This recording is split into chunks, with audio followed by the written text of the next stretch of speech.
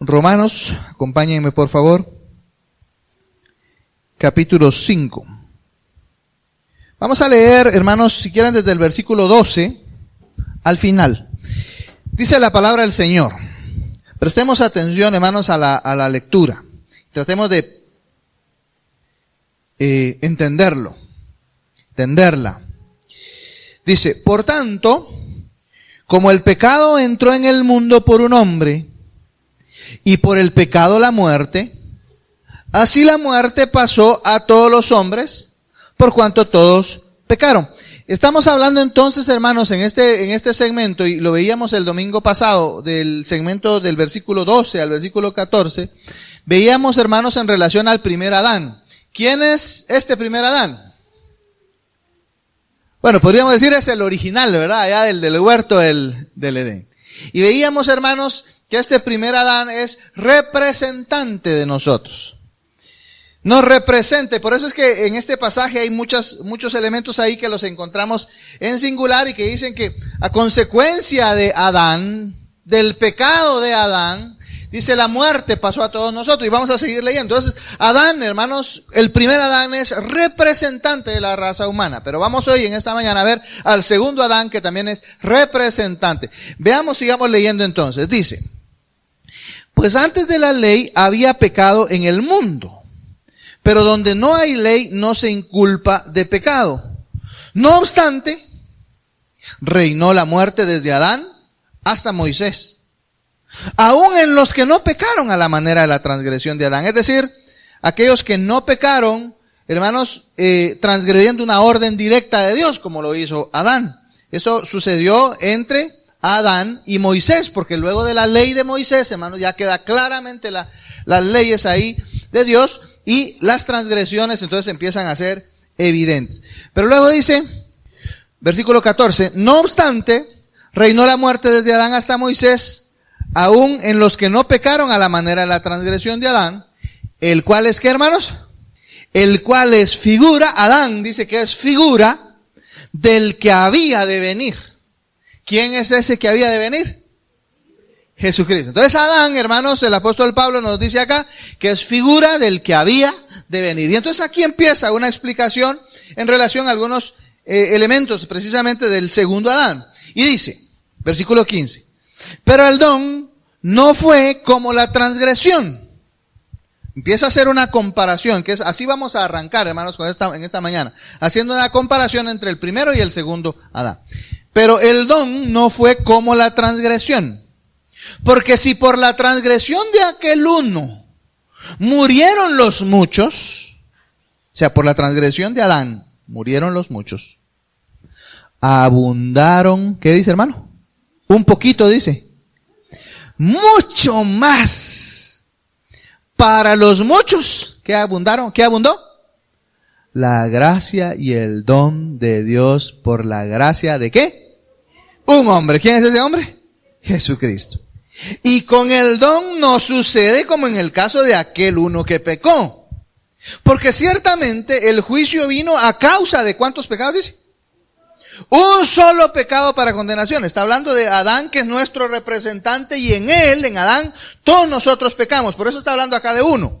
Pero él es nuestro representante. Vino, dice, a causa de un solo pecado para condenación. ¿Pero qué dice? Pero el don vino a causa de muchas transgresiones. ¿Para qué? Justificación. Pues si por la transgresión de uno solo reinó la muerte, mucho más reinará en vida por uno solo, Jesucristo, los que reciben la abundancia de la gracia y el don de la justicia. Mire pues, aquí menciona dos elementos fundamentales del evangelio, hermanos, para los que dicen los que reciben la abundancia de ¿qué? La gracia. ¿Y qué? Y el don. Es un don, es un regalo que no podemos ganar. El don de la justicia. Así que dice, como por la transgresión de uno vino la condenación a todos los hombres. Insiste, ¿verdad? La transgresión de uno, nuestro representante. Vino la condenación a todos los hombres. De la misma manera, por la justicia de uno, vino a todos los hombres la ¿qué? Purificación de vida.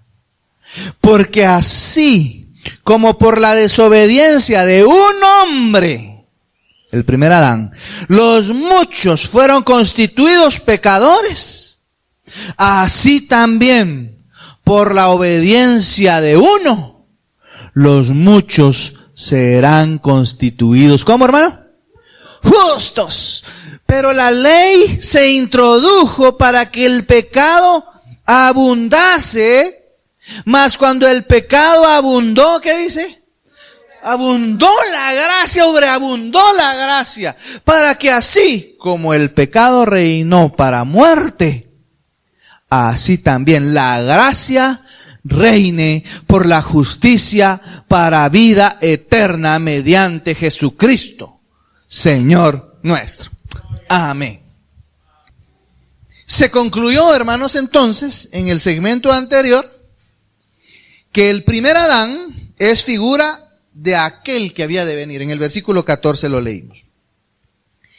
Y entonces, para explicarlo, inicia, hermanos, con 3 contrastes entre Adán y Cristo. En realidad son 4. 3 en este capítulo y 1 en el capítulo 6. Que solo vamos a mencionar de pasón. Quizás este pasaje de los versículos 15 al 19, hermanos, podríamos sintetizarlo en 3 contrastes. Uno es la motivación. El primer contraste entre el primer Adán y el segundo Adán es la motivación. Pablo llama, hermanos, transgresión a la obra de Adán. La obra de Adán fue transgresión voluntaria y consciente. La transgresión de Adán fue voluntaria y consciente, pero es interesante porque le llama transgresión a la obra de Adán y le llama don a la obra de Jesucristo. Y un don dijimos que es un ¿qué? Regalo, gratuito, ya lo hemos explicado en pasajes anteriores. Entonces, la obra de Cristo es un don. Versículo 15 lo dice. Es decir, hermanos, que el acto de Adán fue un acto, podríamos decirlo, de exaltación suya, de Adán, autoexaltación. Y esto precisamente es el pecado, hermanos.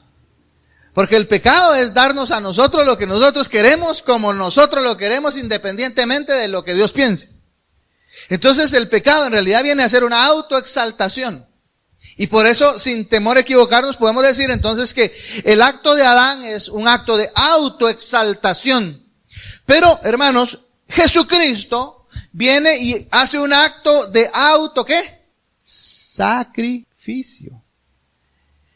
El acto de nuestro Señor Jesucristo es un acto de autosacrificio. Nadie lo obligó a Él. Él lo dijo, ¿verdad? A mí nadie me quita la vida. Yo pongo mi vida. Entonces, aquí encontramos la motivación de Adán, hermanos, un acto de autoexaltación, pero la motivación de nuestro Señor Jesucristo es autosacrificio. Entonces el acto de Adán, hermanos, fue quebrantamiento de la ley, fue desobediencia a la ley. Pero el acto de nuestro Señor Jesucristo es un acto de obediencia, un acto, hermanos, de cumplimiento absoluto y total. No hay algo que haya quedado sin cumplir en la obra de nuestro Señor Jesucristo. Ahora, este es el primer elemento entonces. Motivación, una motivación diferente, una motivación de autoexaltación en el caso de Adán y de autosacrificio en el caso de nuestro Señor Jesucristo. El segundo elemento, hermanos, en que contrastan, podríamos decir así, son las consecuencias de ese acto. ¿Cuál es la consecuencia del acto de Adán? El acto fue el pecado. ¿Cuál fue la consecuencia? ¿La paga del pecado? La muerte. Entonces, si usted se da cuenta, la consecuencia de Adán, hermanos, fue la muerte.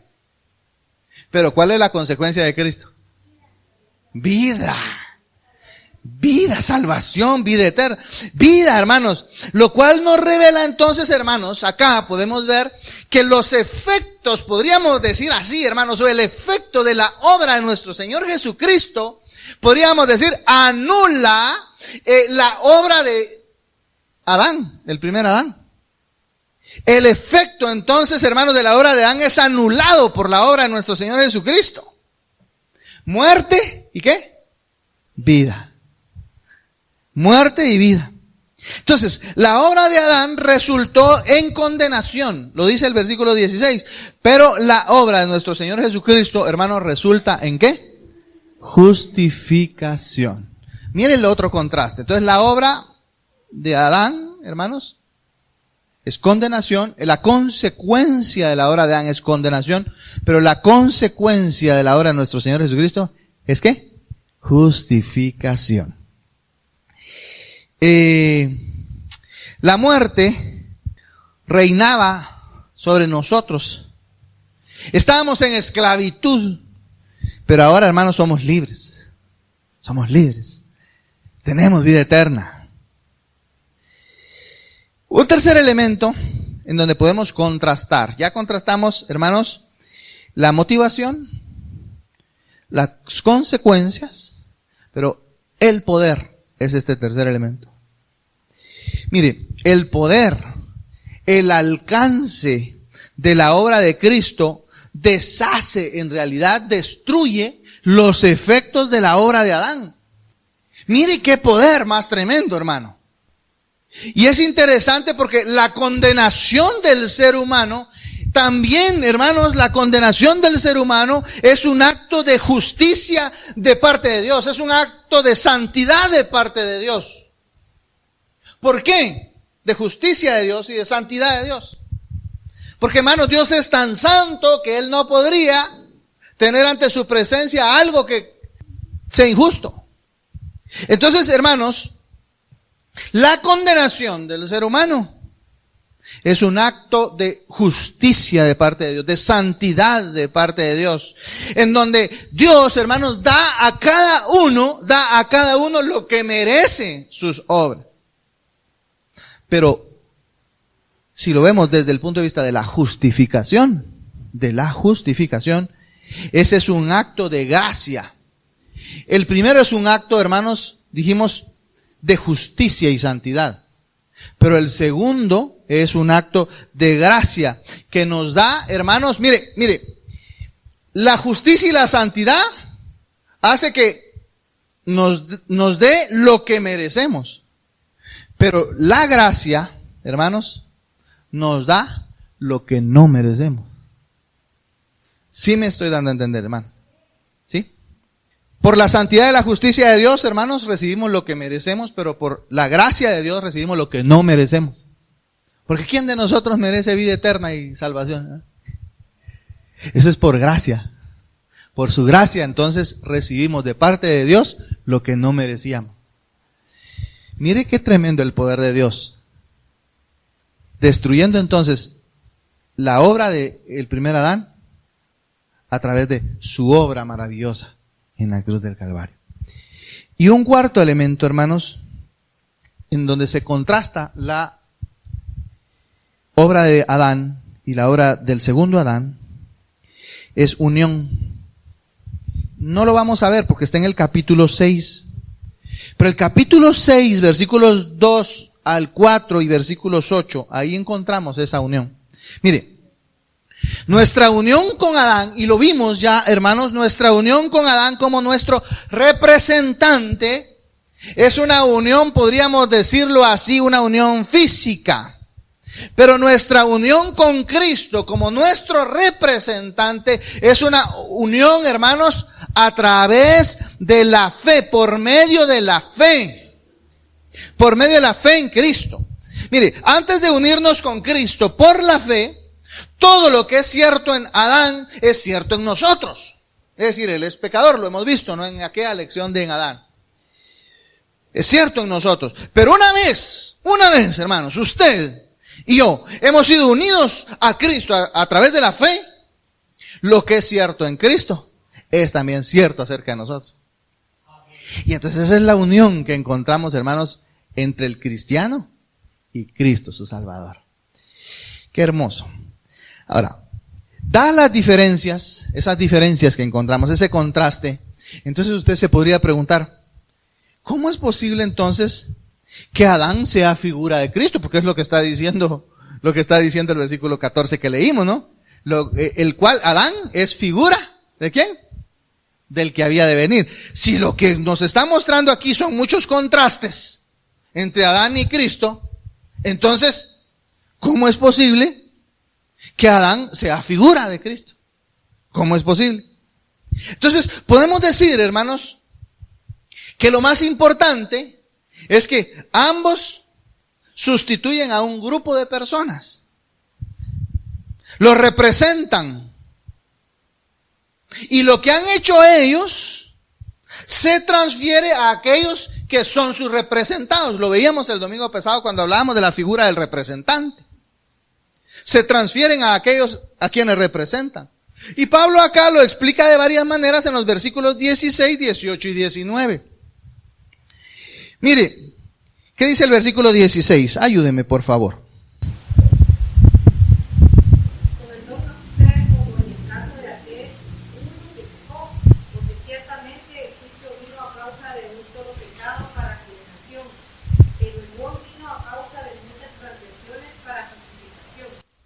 Mire pues.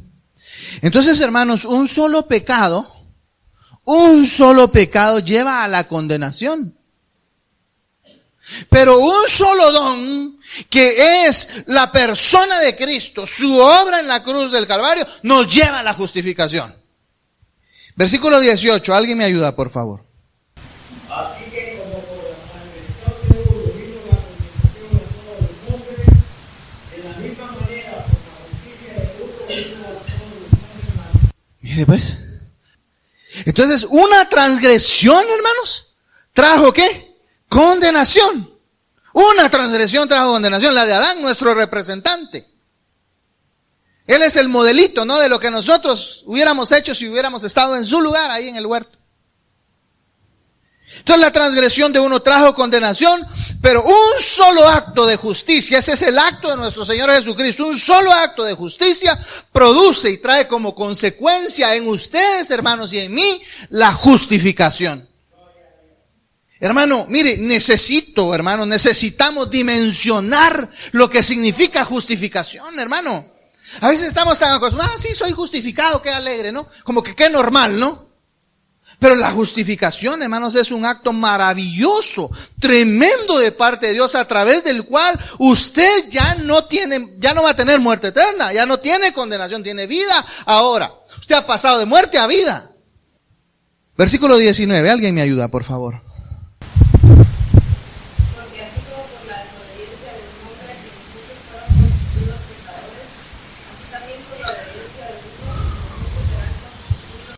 Mire pues, la desobediencia de uno hizo pecadores ¿a cuántos dice? A todos. Pero la obediencia de uno, constituyó justos. ¿A qué? A muchos. A muchos. Ahora, ¿de qué manera somos constituidos justos? ¿De qué manera? Somos constituidos justos, hermanos, por la obediencia de uno solo. Porque Jesús no solo quitó el castigo por nuestra desobediencia, sino que su obediencia, hermanos, nos es imputada a nosotros, nos es dada a nosotros. La obediencia de Cristo, hermanos, cuando nosotros creemos en Él a través, por medio de la fe, cuando nosotros creemos en su obra, en Él y en su obra en la cruz del Calvario, esa obediencia a nuestro Señor Jesucristo nos es imputada, y por eso ahora Dios el Padre, cuando nos mira hacia allá, hermanos, mira a personas obedientes, ¿saben? Porque ese es ese manto de justicia con el cual Dios nos ha cubierto, hermanos, a nosotros los creyentes. Hermano, mire, qué bonito es cuando uno es perdonado, ¿verdad? Cuando uno comete un error y la persona con la cual uno cometió la falla lo perdona. Siente uno un gran alivio. Ahora Dios, hermano. Ahora con Dios. Si antes de ser amigos de Dios, ¿qué éramos, hermano? Enemigos de Dios. Y hoy, a través de la obra de Cristo, esa obra de obediencia que nos imputa a nosotros, hemos sido, hermanos, esa comunión que estaba destruida entre Dios y el hombre, ha sido reconstruida nuevamente a través de Cristo. A través de Cristo. Esa es la obra de nuestro Señor Jesucristo.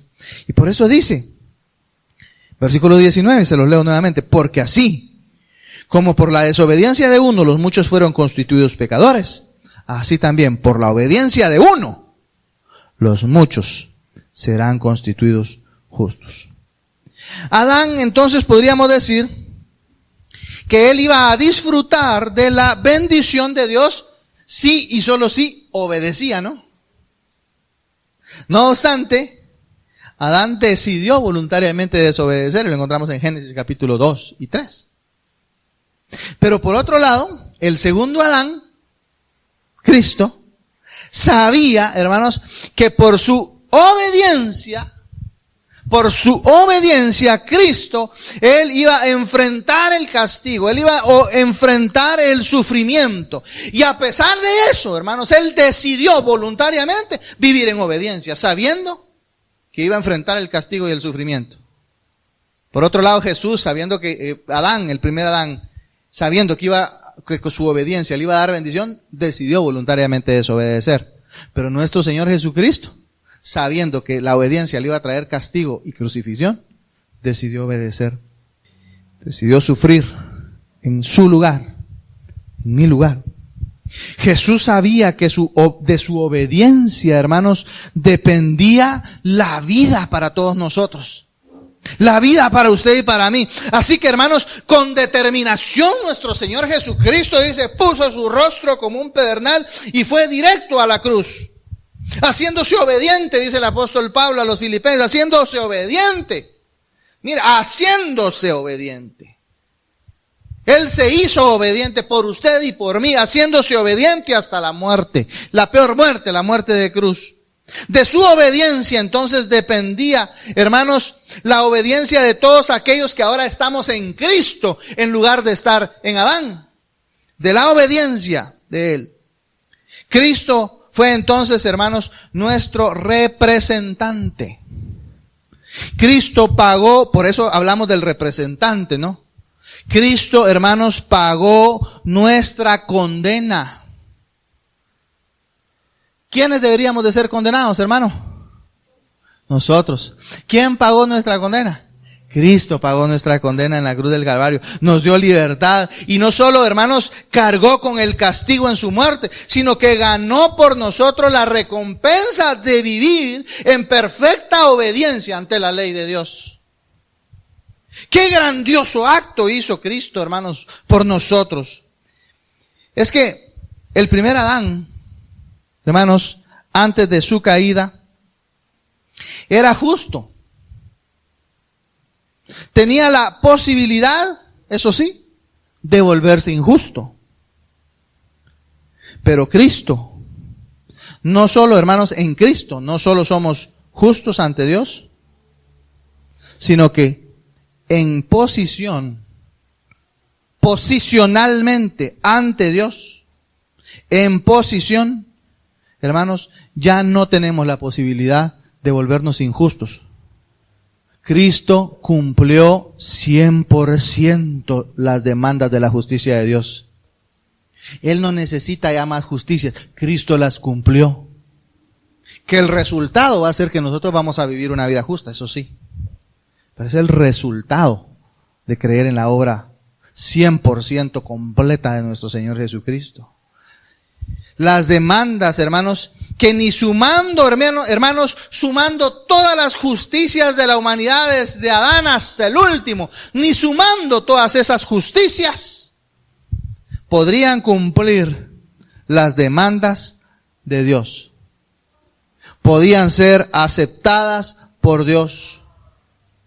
Por eso dice el profeta Isaías, hermanos, capítulo 64, versículo 6. Leámoslo. Si bien, 64:6, Isaías. Si bien todos nosotros somos, ¿cómo somos? Y todas nuestras justicias, ¿cómo son?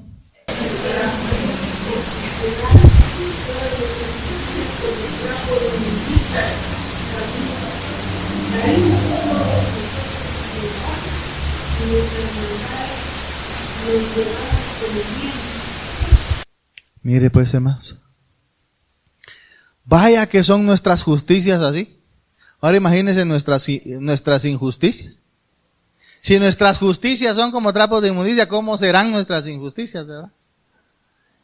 Es tremendamente entonces esperanzador, hermanos, saber que la obra de nuestro Salvador hizo los méritos suficientes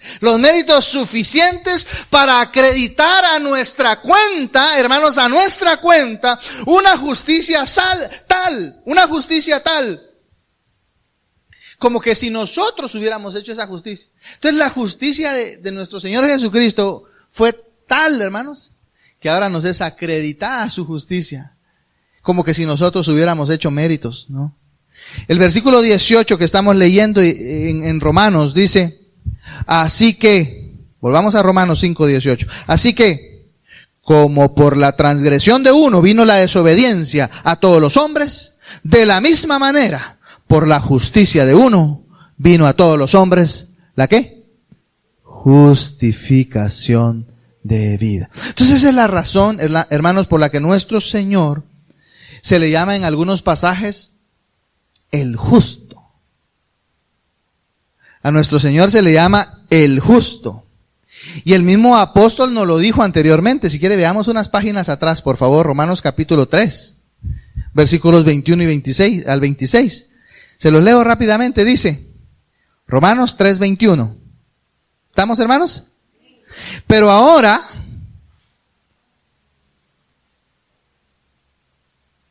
aparte de la ley, se ha manifestado. ¿Qué se ha manifestado, hermanos? ¿La justicia de quién? De Dios, testificada por la ley y por los profetas. La justicia de Dios por medio de ¿qué?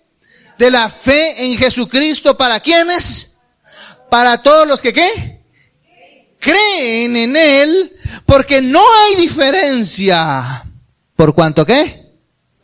Todos pecaron y por lo tanto están destituidos de la gloria de Dios, siendo justificados por sus obras, dice, gratuitamente por su gracia, mediante ¿qué? La redención que es en nuestras capacidades, en Cristo Jesús, a quien Dios puso como propiciación por medio de la fe en su sangre para manifestar nuestra justicia.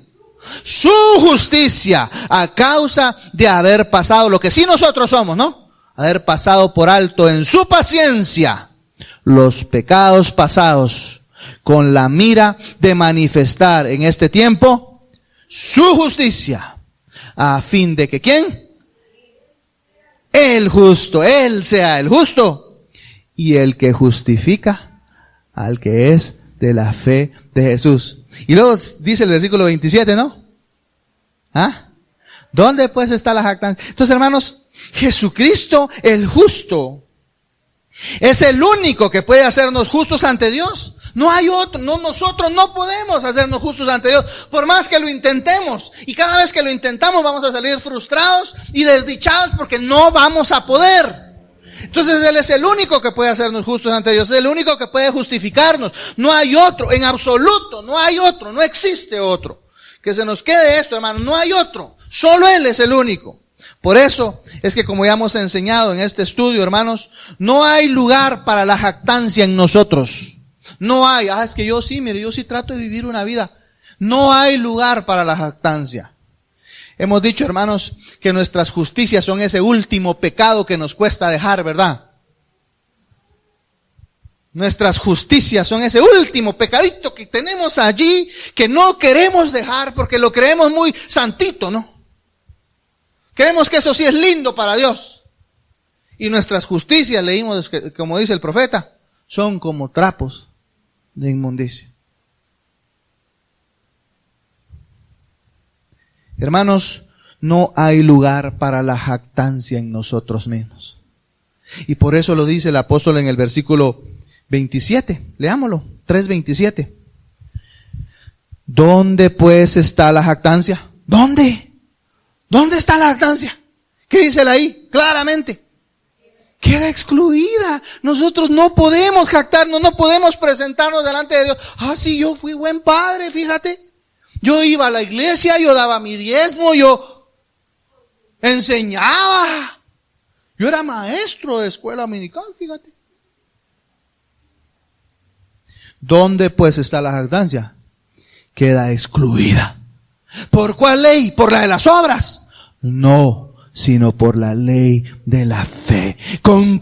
Mire, hermano, y esto es absolutamente determinante. Concluimos pues que el hombre es justificado por fe sin obras de la ley. ¿Qué de esa parte no entendemos o no queremos entender? El hombre es justificado por la fe sin obras de la ley. Entendámoslo de una vez por todas, hermano, más claro aquí. No puede. Si no queremos creer esto, hermanos, o queremos todavía jurarle la vuelta a este pasaje, hermanos, estamos muy equivocados. Tenemos que rendirnos a la palabra de Dios y decir, Señor, gracias, Padre, creo en tu palabra, confío en tu palabra, Señor. Hermanos, Pablo entonces acá se acerca al punto culminante de este segmento de Romanos. Y sabe, Adán desaparece del cuadro.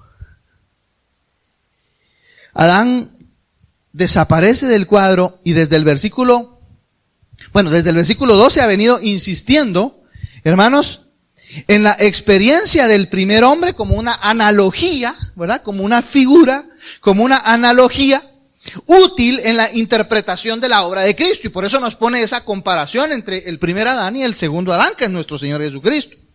Entonces, ha utilizado eso, hermanos, para enseñarnos, para hacernos entender. Pero ahora al llegar a este momento, va a expresar un concepto crucial en este pasaje.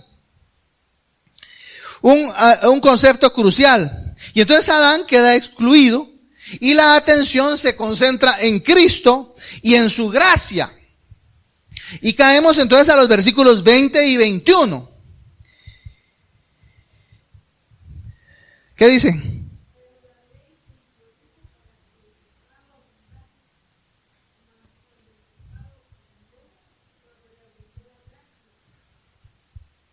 Mire, 21.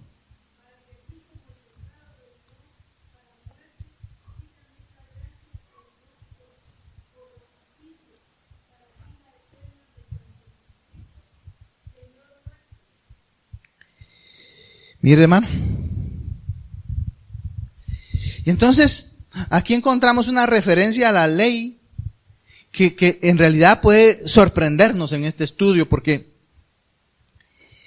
aunque se mencionó como para darnos una anticipación, algo en el versículo 13, ¿verdad? Se anticipa la inclusión de la ley acá en este pasaje, allá en el versículo 13 que estudiamos el domingo pasado. Pero además, acá vemos que sirve para lo que el apóstol Pablo nos quiere enfatizar, hermanos, que es la manera como en Cristo usted y yo, hermanos, ganamos muchísimo más. En Cristo se gana mucho más de lo que se había perdido como consecuencia de la desobediencia de Adán. Entonces este pasaje nos lleva al punto culminante en donde nos quiere rematar y decirnos, hermanos, que en Cristo se gana mucho más de lo que se perdió por la desobediencia de Adán. Entonces Pablo nos muestra acá a otro representante de la humanidad. Uno que recibió la ley. ¿Cómo se llama? Moisés. Pablo está de acuerdo acá en que la ley hace una diferencia, pero no en un sentido positivo. Si usted se da cuenta en este pasaje, la ley hace una diferencia, pero nos muestra que hace una diferencia en un sentido negativo, porque dice que la ley intervino para que aumentara la transgresión. O sea que a causa de la ley aumentó el pecado, podríamos decir así, ¿no? Se hizo más visible. Es decir, que venida la ley, el pecado se hizo evidente, se hizo más evidente. Porque ahora nadie puede alegar ignorancia, ¿no? Como dijeran los abogados, ¿no? Nadie es ignorante de la ley. Me cuesta entender ese principio, le confieso aquí a los abogados. Me cuesta entender ese principio, ¿no? Porque pues yo no me sé las leyes, ni me las quiero saber. Pero nadie puede alegar ignorancia, ¿no? Pero en el caso de la ley de Dios, hermanos, se dio la ley y ahora nadie puede defenderse alegando ignorancia de la ley de Dios. Entonces la ley entonces prueba que no es una falta de conocimiento la que nos impide obedecer a Dios. Porque alguien podría decir, no, es que yo no sabía, fíjese. Es como el niño, ¿no? El niño cuando está chiquitito hace alguna picardía, ¿no? ¿Y qué es lo primero que hace? Se le queda viendo el papá, ¿va? Como él dice, él sabe que hay algo allá adentro, ¿no? Que no está bien, que hizo. Y que está viendo a ver si lo vieron o a ver si qué le van a decir, ¿no? La ley entonces prueba que no es falta de conocimiento lo que nos impide obedecer a Dios. Porque Dios le dio la ley al pueblo de Israel para que ellos conocieran la voluntad de Dios y sin embargo la desobedecieron. Entonces no es la ley la que nos impide obedecer a Dios, sino más bien, hermanos, es una falta de disposición de hacerlo. Es una imposibilidad. Así que lo que necesitamos no es reforzarnos más o reforzarnos más en conocimiento de la ley, sino que lo que necesitamos, hermanos, es reconocer que necesitamos ser rescatados. Necesitamos conocer o debemos reconocer que necesitamos ser rescatados por Dios porque nos es imposible cumplir las demandas de la ley. Entonces necesitamos ser rescatados. Ahora bien, ese pecado señalado puntualmente en la ley, vemos en estos últimos pasajes, hermanos, que no era la última palabra, déjeme decirle. No teníamos que morir en Adán, porque la gracia que Dios tiene con la humanidad es mayor que la rebelión misma de la humanidad. La gracia de Dios es más grande que la rebelión de la humanidad contra Dios. Y por eso es que este pasaje, versículo 20, hermanos, este pasaje me conmueve tremendamente porque dice, donde abundó el pecado, ¿qué dice que pasó? Sobreabundó la gracia, hermano. Si aquí lo único que nos queda es arrodillarnos y darle gracias a Dios por su obra, hermano. Es en la cruz que podemos ver lo peor que el pecado puede hacer. Fue por el pecado que nuestro Señor Jesucristo murió, sufrió. Pero en la cruz también podemos ver, hermanos, que ni lo más vil del pecado es capaz de frustrar la salvación que Dios preparó para el ser humano. Es en la cruz que la gracia, hermanos, termina destruyendo al pecado. Es en la cruz que la vida triunfa sobre la muerte.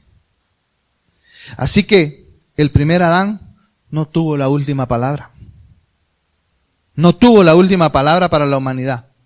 Pero el segundo Adán, Jesucristo, nuestro representante, perfectamente obediente, él sí que tuvo la última palabra. Porque no hay esperanza sin él. Pero con él, hermanos, tenemos una esperanza segura. Tenemos una esperanza bienaventurada, dichosa, feliz. Podemos concluir entonces, hermanos, que el evangelio, podríamos decir, armoniza dos verdades fundamentales. Dos. Una, que Dios es santo, y la otra, que Dios es misericordioso. Mire, Dios es santo. Así que nuestro pecado merece un castigo. Pero el evangelio nos revela, hermanos, que somos pecadores más de lo que nosotros nos atreveríamos a reconocer, ¿sabe? Porque nosotros siempre suavizamos nuestras fallas, ¿no? Las de los otros sí las exageramos, pero las nuestras las minimizamos. Pero el evangelio nos revela que somos pecadores, más de lo que nosotros nos atrevemos a reconocer. Así que olvidar este punto, olvidar que Dios es santo y olvidar lo que nosotros somos, hermanos, olvidar este punto conduce al individuo al libertinaje, a la permisividad, es decir, al liberalismo.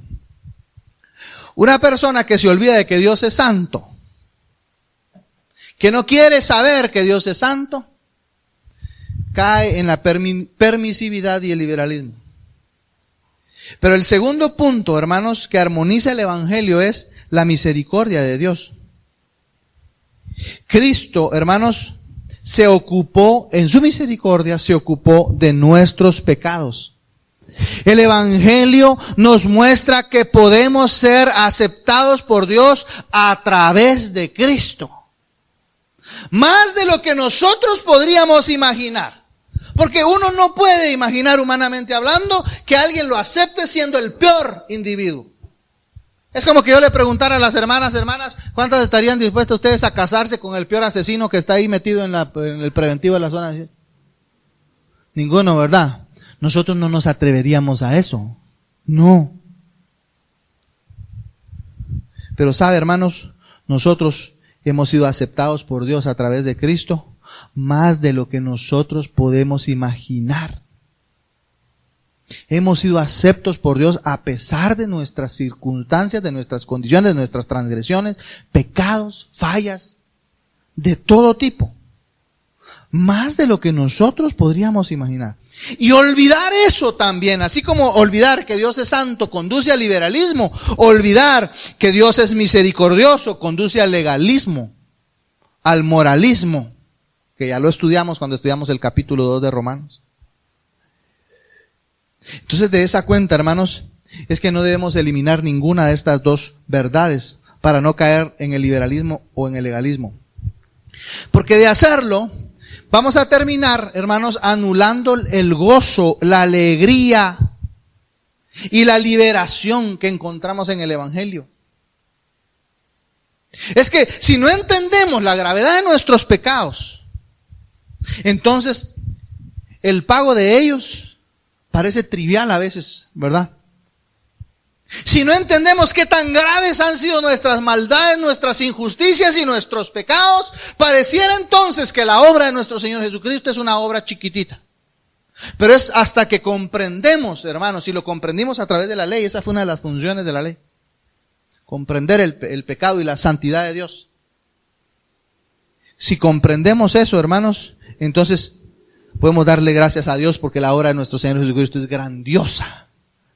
Si no conocemos que la vida y la muerte de Cristo satisfacen por completo la gran deuda que nosotros teníamos, entonces, hermanos, el pecado nos va a aplastar. Nos va a aplastar. Porque cada vez que pensemos algo malo, cada vez que tengamos una mala mirada y lo reconozcamos, cada vez que sintamos un deseo interno negativo hacia algo, pecaminoso hacia algo, entonces ese pecado, hermanos, nos va a aplastar. Pero si conocemos y sabemos que la vida de Cristo satisface por completo, hermanos, las demandas de Dios, eso nos trae paz a la vida. Algunas diferencias, concluyo con esto. Algunas diferencias entre el legalista y el liberalista. Y cómo el Evangelio está en medio, fíjese. Y cómo el Evangelio se pone en una correcta perspectiva, nos pone en una correcta perspectiva. Fíjese que el legalista dice Dios es santo. Y el liberalista dice Dios es amor. ¿Y el Evangelio en dónde nos pone? El Evangelio dice que Dios es santo y es amor al mismo tiempo. Mire qué equilibrio, hermanos, encontramos en Dios, su palabra. El legalista, hermanos, para el legalismo, lo material y todo placer es malo, ¿ah? Todo. Ven malo todo, es el legalista. Para el liberalista, lo material es su mayor bien, ¿no? Satisfacer sus anhelos es su mayor bien. Pero en el Evangelio, hermanos, lo material es bueno. La alegría es buena. Pero debemos vivirlo, todo eso, para agradar a Dios. Podemos tener eso, pero con eso, hermanos, con nuestra vida, con lo que Dios nos permite tener, debemos agradar a Dios. Debemos usarlo para agradar y exaltar a Dios. Para el legalista, el pecado, hermanos, afecta al individuo. Lo afecta, así que como quien dice debe pagar esa carga del pecado a través del evangelismo, ¿no? El legalista cree que se paga con acciones, ¿no? Podríamos decirlo así, el pecado. Para el liberalista el pecado no es nada malo. Para él no hay pecado. Todo es relativo, ¿no? Para el liberalista. Así que pues, hay que hacer acción social nada más, dice el liberalista. El legalista dice, hay que evangelizar. Y el liberalista dice, hay que hacer acción social. Pero en el evangelio, sabemos, hermanos, que el pecado afecta al individuo, pero también afecta a la sociedad. Así que debemos evangelizar, pero también debemos hacer acciones sociales. No para salvación, que conste, porque ya vimos que la justificación es Dios. Ahora, para el legalista, hermanos, el legalista, fíjese que él se siente culpable y paga esa culpa con trabajo, ¿no? Y trabajo, porque él siente que entre más hace algo bueno, está pagando esa culpa. Pero el liberalista se aleja de toda culpa. Para él no está mal que sean otros los que crean, digan, pero para él no hay nada malo, ¿no? Todo puede estar bien, ¿no? Pero en el evangelio, hermanos, nosotros atravesamos la culpa, pero descansamos en Cristo. Porque no es que nos sintamos bien por nuestras fallas, no. Pero qué descanso saber, hermanos, que en Cristo tenemos perdón. Que la sangre de Jesucristo nos limpia de todo pecado. Para el legalista dice, arrepiéntete de tus pecados. El liberalista dice, no tienes nada que arrepentirte. No. En el evangelio encontramos que el arrepentimiento de los pecados es necesario. Pero también es necesario, hermanos, arrepentirnos, como decía hace un momento, de nuestras propias justicias que consideramos casi santas, ¿no?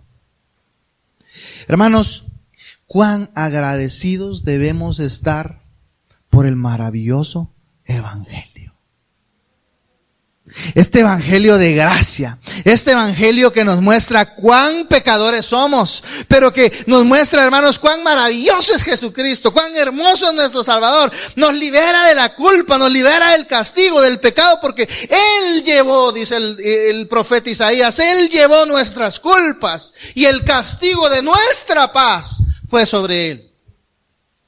Tenemos muchas razones entonces, hermanos, para darle gracias a Dios por este maravilloso evangelio, hermanos.